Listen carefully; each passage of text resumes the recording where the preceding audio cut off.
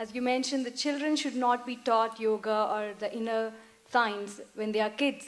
So when do we actually start the process of thinking pure and not letting the impure thoughts into you? Where did you get this pure thought and impure thought business? Not me.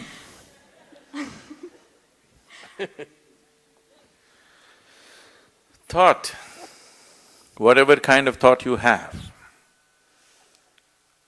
whatever thought you generate on your mind is only coming from the data that has already been fed into you, isn't it so? You can use it, permutations and combinations of it and produce million varieties, but essentially thought is coming from the data that has already been fed into you.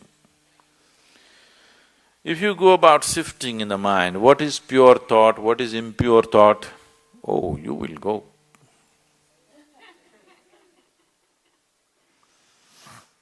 And if you're trying to curb the impure thought and produce pure thought, you've finished. All the things that these so-called religions told people are sins, they have become the full-time activity of human mind. If they had just left them alone, everybody according to his inclination would have gone where he has to go. Now it's not like that, it's painted in everybody's mind because they said, this is a sin, do not think about it. Endlessly they're thinking about it. They're not even as free as dogs and cats are, human beings.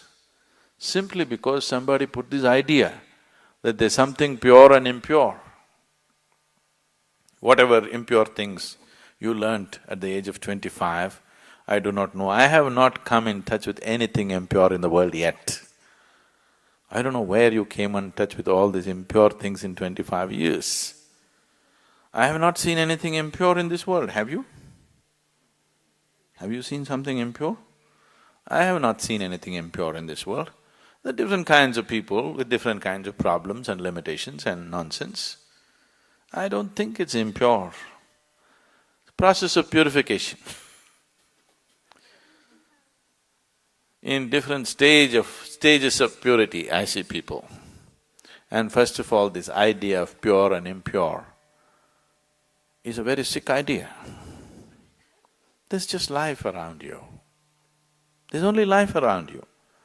If you're labeling certain aspects of life as pure and certain aspects of life as impure, there is a serious problem. I want you to understand this problem is far more serious than most people really look at. It is that serious. Right now, many religions and cultures on the planet have labeled the fundamental biology itself as impure. Yes? Yes or no? The basic biological processes themselves as impure. Sexuality is impure, a woman's menstrual cycles are impure. What the hell, you're born out of it? Then you are also impure, everything in the world is impure, creation is impure. If you like that word, you can use it. But who are you to decide what is pure and impure? This is the way life is made, isn't it? It all depends on how you do what you do, isn't it? With how much awareness you approach it. The same things can become beautiful, the same things can become ugly, depending upon who is doing it and how he is doing it, isn't it so? Yes. Something as simple as eating.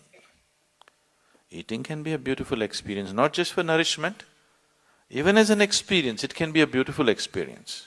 Somebody eats like this, you just look at that whack.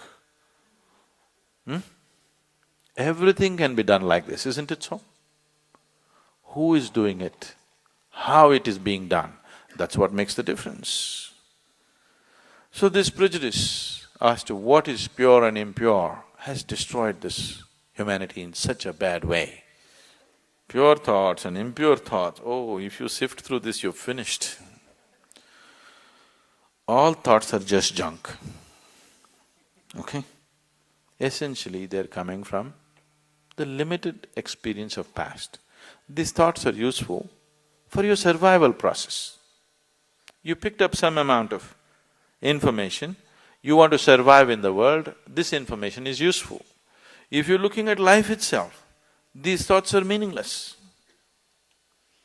What happened yesterday actually has nothing to do with what's happening right now in this moment, isn't it so? But in terms of your survival in the world, you need to remember a few things. You need to use your old knowledge to earn your living on the planet. But in that, don't brand something as pure and impure. This can completely freak your life out. There's nothing pure, there's nothing impure. Life is just the way it is. It's for you to make it wonderful or make it ugly. Every aspect of your life. Yes? Every aspect of your life. You can either make it beautiful or you can make it ugly. If you're aware, you will make it beautiful. If you're doing things compulsively, you will make it ugly. Anything in your life, if you do it compulsively, it becomes ugly, isn't it so? If you do it consciously, it can be made beautiful, everything. From the smallest thing to the biggest thing, everything can be made beautiful if you do it consciously. And everything can be turned to an ugly mess if you do it compulsively.